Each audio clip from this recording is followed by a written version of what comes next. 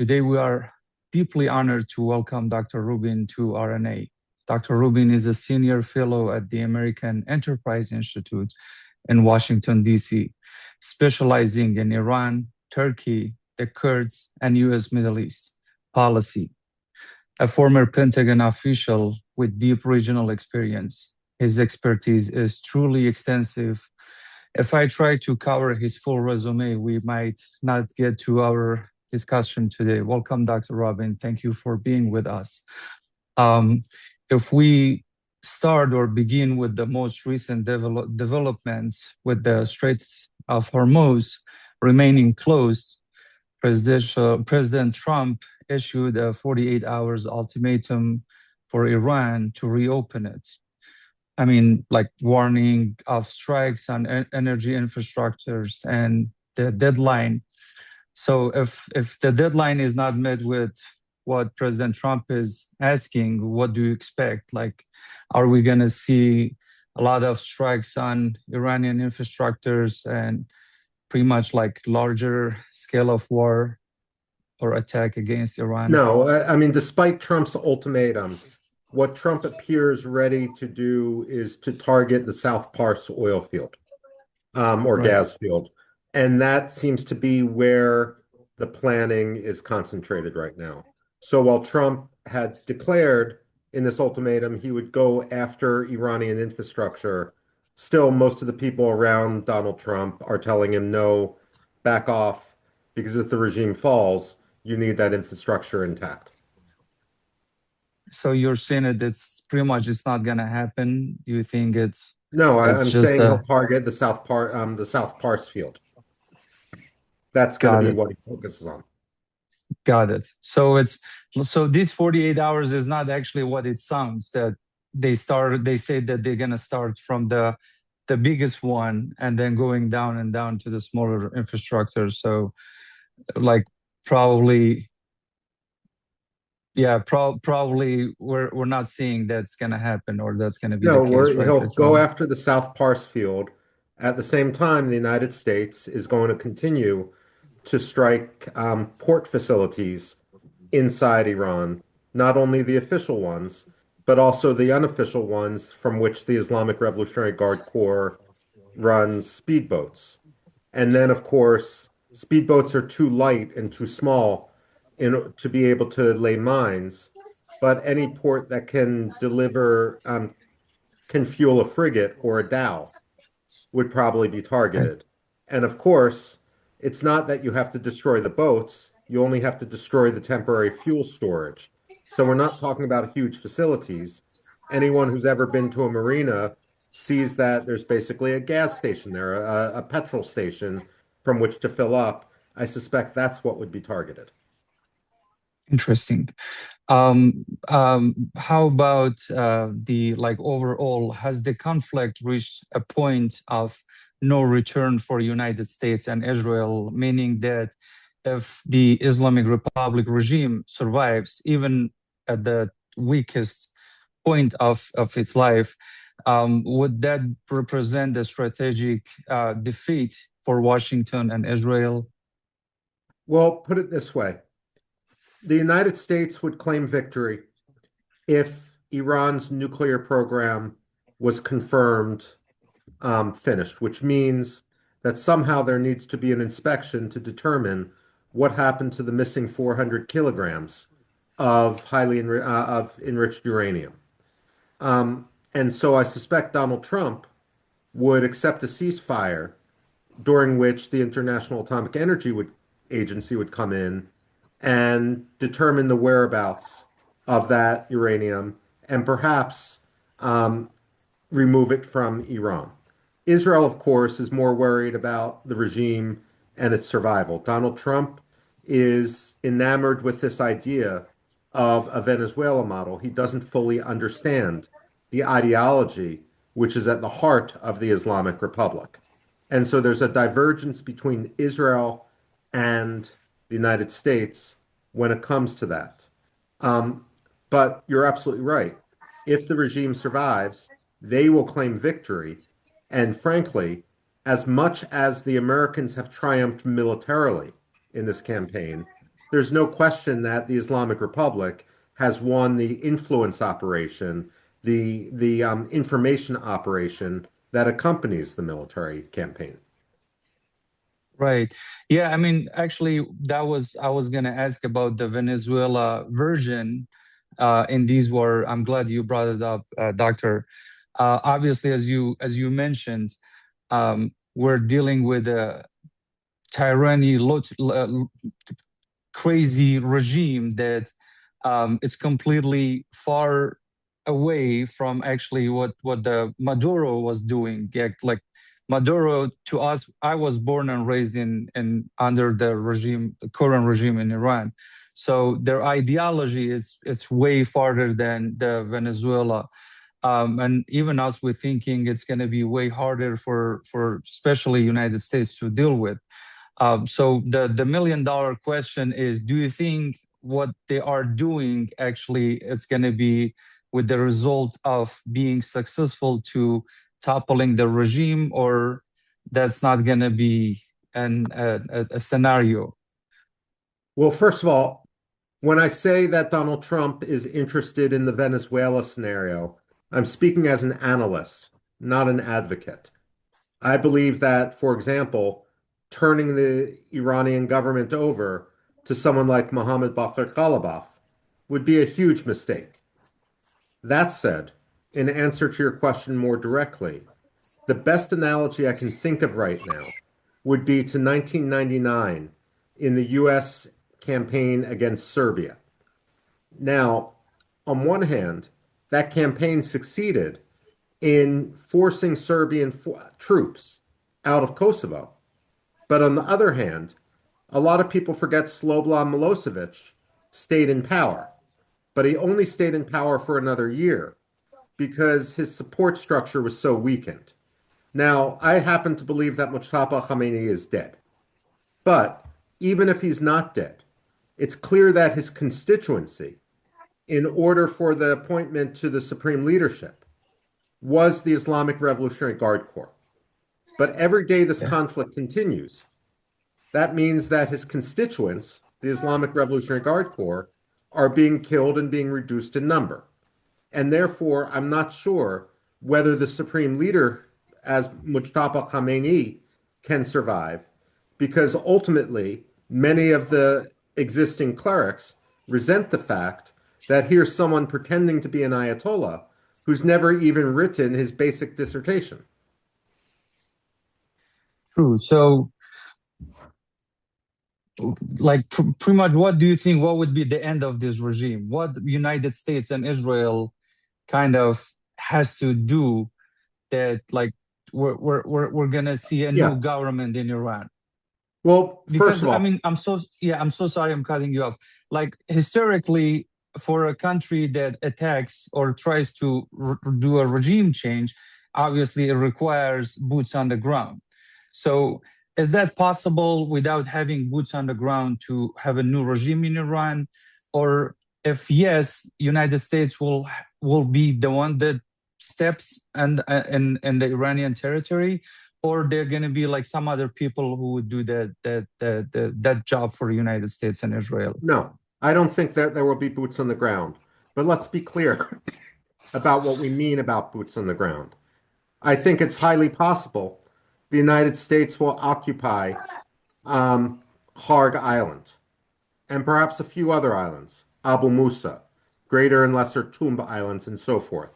Yeah. But we're not looking at boots on the ground in mainland Iran, certainly not on anything akin to what we saw in Iraq.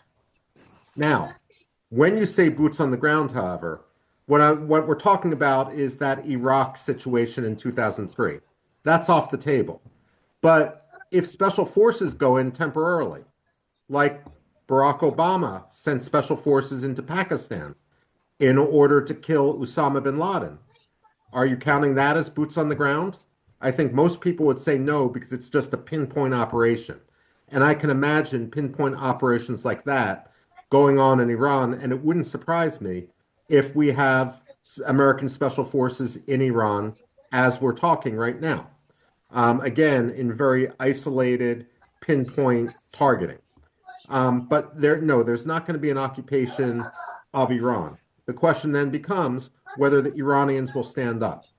Now, one of the questions we actually have is if there is a rebellion, if you have a defection of some of the local provincial Revolutionary Guard units, or even you have local Iranians in various provinces seizing the weapons depots of these provincial Pastaran units, where would that happen first?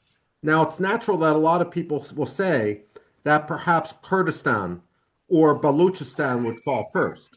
I actually don't think that will happen. And the reason is because the Iranian regime has put so much Islamic Pastaran, Islamic Revolutionary Guard Corps resources into keeping order. Then there's the question about whether you could actually see cracks in Tehran first. And that's a possibility, but this may seem counterintuitive. Is it possible that you're going to really see the initial popular uprisings be in Qum and in Khorasan around Mashhad?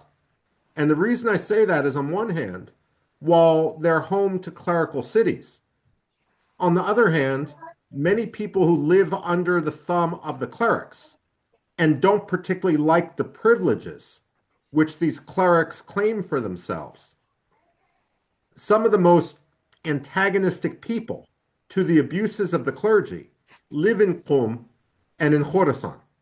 And so I would Right. keep my eye on those places as the site of a rebellion which could actually topple the regime.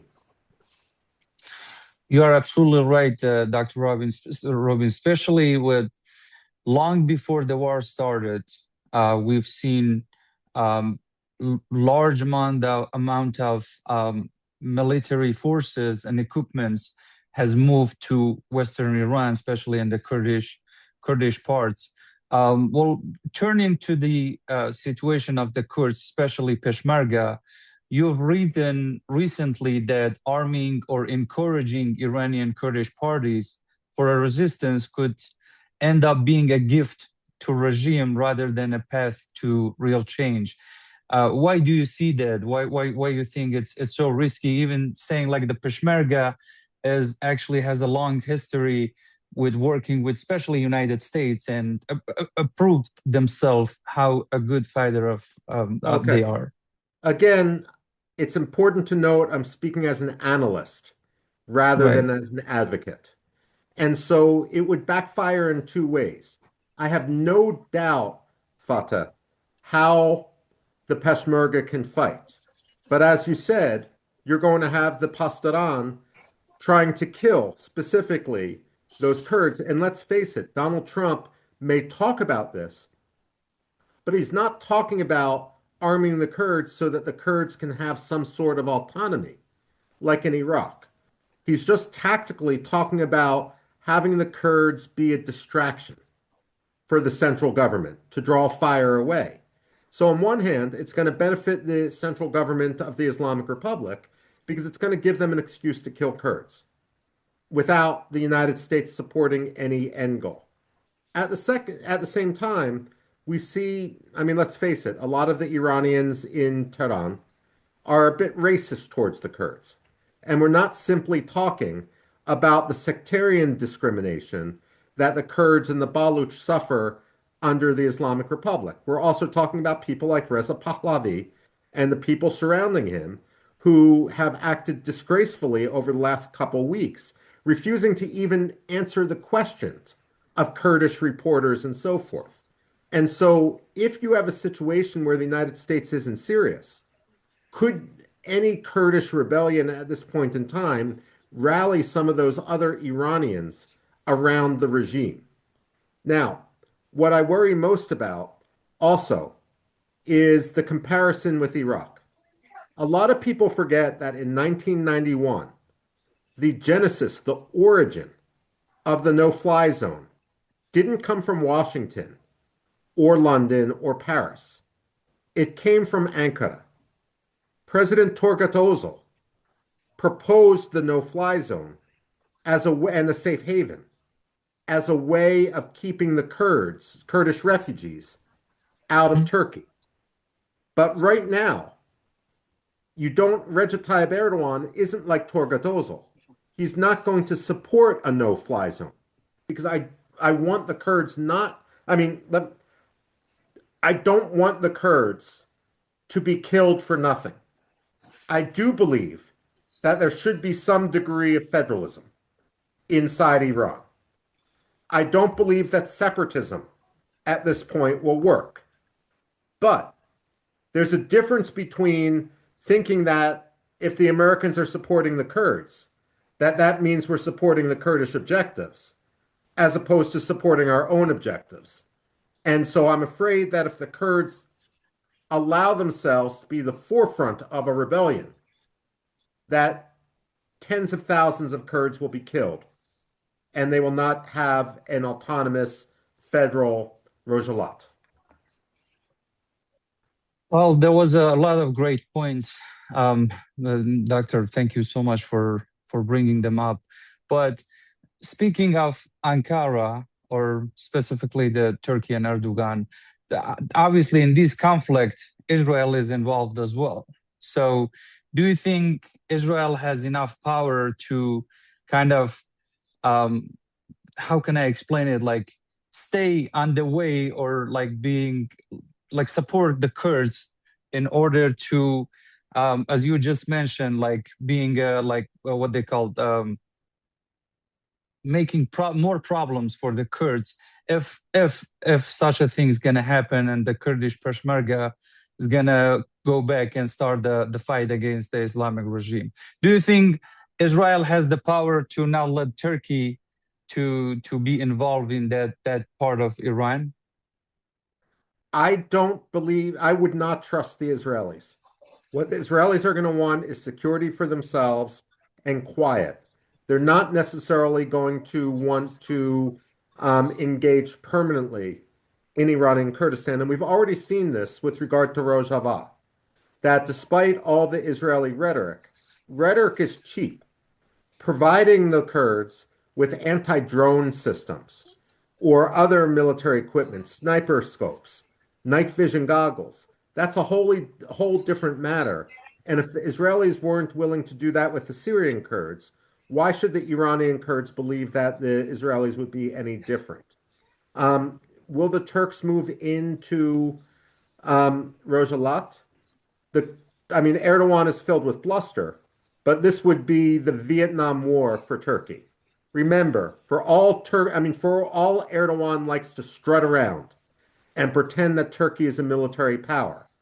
He hasn't even been able to defeat the Kurds inside Turkey itself. And so the only thing that's going to happen if Turkish troops enter into Iran is a lot of Turks are going to come home in body bags. Thank you. Um, Doctor, how can the Kurds position themselves strategically in such a scenario to advance their interests while minimizing the risk of being used by either side? It doesn't matter, Israel, United States. Just you just mentioned Rojava, what the Kurds can do in Iran. Well, I mean, I think both Siron Kajo and Lokman Radpi have written some interesting work thinking about this in terms of the Kurds. Now, at the minimum, the Kurds need to have a very specific document up front about what they should expect and what the United States will provide them. Now, this isn't a treaty, and it's not going to be legally binding. And even if it were legally binding, it would be irrelevant because by the time you work through courts, it can take 20 years. And most of the people at issue would be dead by then. So you've got a situation where the Kurds, though, have to make clear that they've been taken advantage of before, they've learned their lesson, they're not going to be taken advantage of again, and that they will win that same influence and informational battle that by making sure that everyone in Congress knows about what the United States has promised, because then the cost of breaking America's promise to the Kurds will be much greater. It would be very reasonable to suggest that the Kurds are going to expect some degree of federalism or local autonomy, local decision-making ability inside Iran. How is that going to be defined? What's that going to mean in terms, for example, of water rights and water resources? What's that going to mean in terms of local governance, in terms of the appointment of the governor, and so forth, in various provinces? Will there be any adjustment to the provincial borders of Kurdistan? What's that going to mean in terms of ensuring that Iranian military forces inside Kurdistan are not the Azeri recruits, which the Iranians that the Pasdaran like to put in Sanandaj and Mahabad now? And there's lots of things you can suggest. You could talk to the Americans about a National Guard model, like we have, where every Mhm. state has its own National Guard with some degree of autonomy underneath the governor, even though they all technically answer to the Secretary of Defense, the Minister of Defense in the United States. There's Yes. lots of things you can do there. There's also, I mean, look, one of the biggest divergences between Washington and Jerusalem right now is that Bibi Netanyahu in Israel has embraced Reza Pahlavi. Donald Trump has not. And the reason Yes. Donald Trump has not is because while there was some hope for Reza Pahlavi, and admittedly, I've known Reza Pahlavi for 30 years,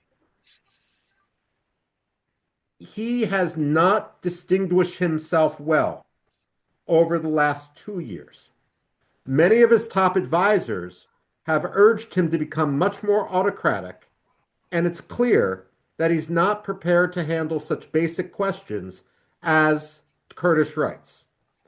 However, there has been another initiative which we've seen come out of London with American support, the Iranian Freedom Council or Iranian Freedom Congress, where groups don't agree on a constitution or anything in advance, and some Kurds are members of this, but they agree on certain principles, that there will always be elections, that everyone in Iran will be equal under the law, regardless of their ethnicity, regardless of their religion, regardless of their gender, that all disputes with regard to the form of government are going to be addressed by elections and by a constitutional convention.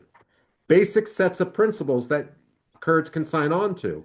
And the Kurds have already done themselves a favor and they would come in strong, given that in Rojalet, you've had the traditional separate Kurdish powers come together in a coalition and show that they can speak with a single voice, regardless of their political differences, for the sake of Kurdish interests, broadly speaking. So, I mean, ultimately, I would look towards some of these other initiatives and tell Donald Trump, Venezuela model isn't going to work, and Reza Pahlavi is not going to work.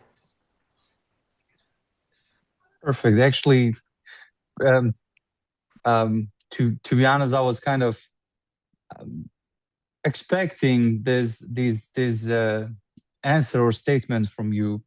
Um, but with all these scenarios that you were mentioning, is it gonna be possible at any point in this current regime, even though that we're seeing that pretty much the Khamenei is gone, all the leaders are gone. Are we gonna see a very like if I'm sorry, not as a question that are we gonna see if we see the weakest point of Islamic regime? Do you think is it possible to have all these rules and laws, or as you said, basic federalism in Iran, or no? Actually, this regime completely has to be out of the country in the history in order for us, not as just Kurds in Iran and the other nations, to see all these rights that you just mentioned, that doctor. Well, first of all, let's be clear. The problem of the lack of Kurdish rights isn't simply a matter of the Islamic Republic. It predates the Islamic Republic. And it's represented in a hostility within Iran towards federalism. Because also, frankly, from an Iranian Persian point of view, federalism has been a code for separatism. And Right. as you know, my doctorate's in Iranian history. We could go back to Zillah Sultan, for Right. example, in the 19th, early 20th century, and efforts by the British to separate, to divide Iran in half. And I'm not even talking about the Anglo-Russian Convention here.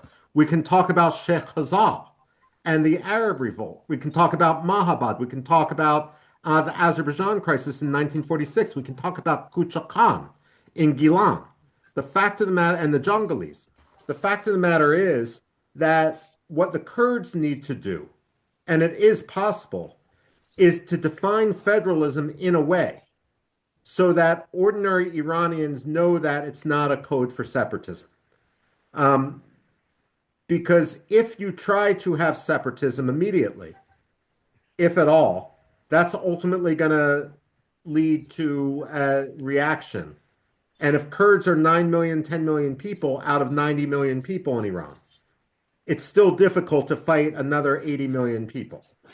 But Dr. Robin, I'm extremely sorry I'm cutting you off. No, Ron, What go else ahead. the Kurds what else the Kurds has to have? Like we have seven Kurdish parties in Rojava or Iranian Yeah, Kurdistan, and six of them clearly they're saying that they wants to stay in Iran and have the federalism and yeah, have yeah. all the Kurdish rights. Like what else they have to do in order to understand the as you at some point in your speech you mentioned that Persian nationalism. So it doesn't matter whether or either us as an individuals or the Kurdish parties as parties of Kurdish rights, I mean Kurdish parties, doesn't matter what we say, no matter what we do, they still gonna say the same thing. We've been through these like here No, no, and there in the I'll streets. push back on you a little bit, Fata, because on one hand, you're absolutely right, and it's frustrating. But on the other hand, remember that most Iranians learned about the most non-Kurdish Iranians for the last 47 years have learned about the Kurds through the media of the Islamic Republic. And of course, the Islamic Republic wasn't going to promote what Komala said, or what the Democratic Party said, or Right, what Pejak said, or so forth. Now, right. you have an opportunity ever since 2022 with Gina Amini, the Woman Yes, Like Freedom Movement protests, where it seems that Iranians are a little bit more open to some of the issues impacting Iranian Kurds, and they understand that they're shared issues. So even though you feel that you have said these points before, and what more can you say? I would argue that nothing which happened before 2022, 2023 will matter because most Iranians are ignorant of it. And now's your opportunity, not in Kurdish, but in Persian. And if you can get the United States talking about what a local rights would mean, if you could propose other models, Switzerland, which isn't a separatist republic by any means, instead of just talking about Iraq, that would be something which would be very positive because you know not only Iranian Kurds, but Iranians writ large are very, very cosmopolitan. They understand how France, how Switzerland, and other countries right. in Europe work. And you can say that's what we want. And you have the unity to go into a constitutional convention that way, so long as you don't get um, Mohammed Bakr Khalibaf in a Venezuela model, or Reza Pahlavi wanting to be a new dictator. Interesting and great points. Thank you so much. I'm gonna ask you one last question, Dr. Okay. Robin. So we're in the time frame. How far do you think this war goes? Like, is it gonna be? I know you mentioned multiple times that it's not gonna be the Iraqi version 2003 Saddam Hussein. There's not gonna be boots on the ground, but how far? How like is there a time frame in your thoughts? Um, I don't know. And what worries me is what worries everyone about Donald Trump. He has never felt himself constrained by his own rhetoric. In other words, he can say anything he wants, but he doesn't care. And ultimately, he could simply declare victory and go home, and that would be a disaster. I spent this past Yes. summer in Yemen with the Southern Resistance, going along the lines against the Houthis. And when I was talking to the Southern Resistance, basically the Yemeni Peshmerga, what they were saying Yes. is when Donald Trump began his bombing campaign in March of 2025, no one told them in advance. And when 52 days later he decided to end it, they received no warning. Could a similar situation happen there? Now, this is what worries me, and this is the biggest possible disaster. We saw in January, in the space of 2 days, that the regime was willing to kill 30, 40,000 Iranians. And given how the regime's propaganda works, and how many progressives are willing to blame the United States, pretending that the Iranians don't make decisions about ordering firing crowds in the street, I could almost see if Donald Trump pulls away and leaves the regime in place, a situation like the Khmer Rouge in Cambodia, where the Khmer Right. Rouge, Pol Pot, killed 1 million people. And as it was happening, you had organizations like the American Friends Service Committee. You had prominent progressive journalists like Gareth Porter. You had testimony in Congress saying that the Khmer Rouge aren't doing anything, that it's all propaganda. And then you had academics like Ben Kiernan at Yale University, who argued, well, the reason the Khmer Rouge killed 1 million people, it's really the fault of the United States because of the war the United States was involved in Vietnam. What I'm afraid is Right. a corollary situation in which Donald Trump leaves and the regime that survives doesn't simply try to regain power. It tries to kill everyone who it saw was disloyal, believing that they can get away with killing 1 million people. That is my biggest worry. Well, do you think Israel can, if that's the case, Trump's gonna pull out and says, okay, I won the war. I mean, obviously, we all know President Trump, uh, his personality. If he pulls out and says, okay, I won the war, I obliterated, as he constantly using that words for the um, atomic sites and such.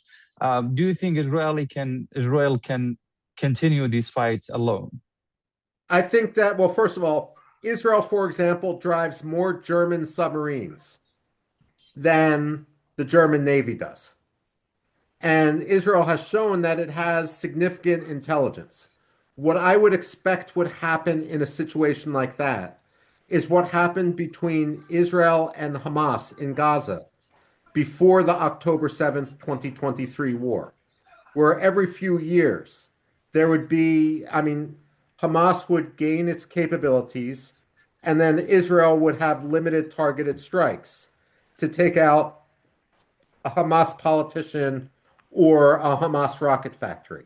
What I believe in a situation like that isn't a sustained Israeli campaign, but what the Israelis call mowing the grass.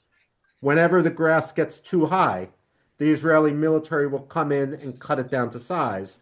But like we saw with October 7th, 2023, that sort of strategy isn't a permanent strategy. That's what I'm afraid of.